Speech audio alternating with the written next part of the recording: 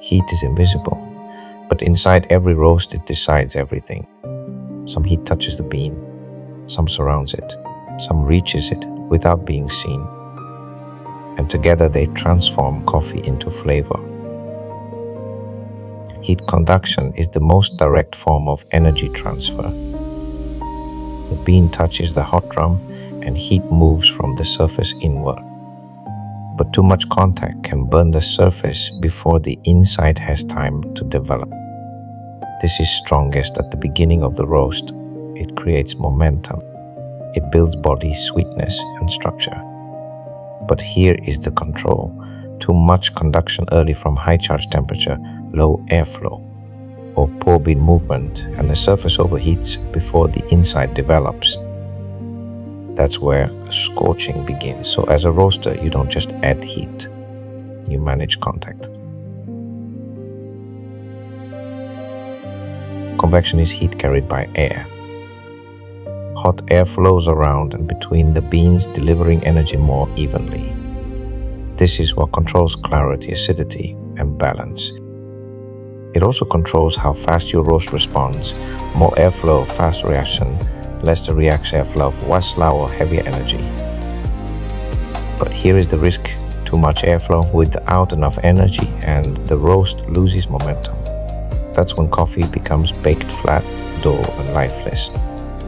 So airflow is not just cooling, it is precision. Radiation is invisible energy.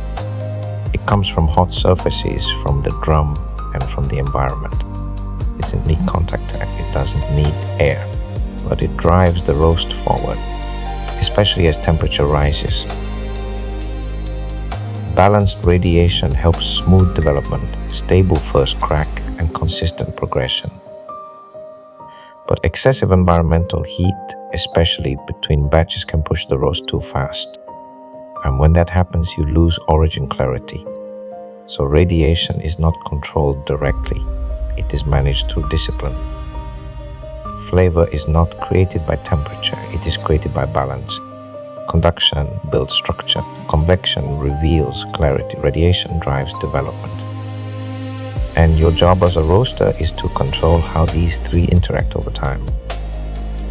One dominates, not one disappears. They shift from charge to drying to Maillard to development.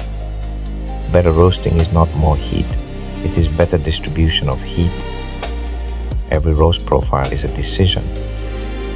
More conduction and stored heat gives you body, sweetness, and chocolate-driven profiles. More convection and airflow gives you clarity, acidity, and origin expression. So espresso roasting often leans toward conduction. Filter roasting often leans toward convection. But neither is correct by default. The real question is, what does this coffee want to become? When heated out of balance, the cup tells you. Scorching, too much surface heat too early. Baked coffee, not enough energy or too much airflow, losing momentum. Underdevelopment, heat never reached the core, even if the outside looks right. And this is the shift. A professional roaster does not trust color alone. They read energy. Two roasters can use the same coffee, the same machine, the same temperature, and produce completely different results, because heat transfer is different. So if you want to improve your roasting, don't only ask what temperature am I using, but ask how fast is heat entering, how evenly is it spreading, how is it changing over time. Because in the end, conduction builds the body, convection reveals the origin, radiation drives the roast forward, and your role is to balance all three to express the coffee. We'll continue this journey in the next postcard.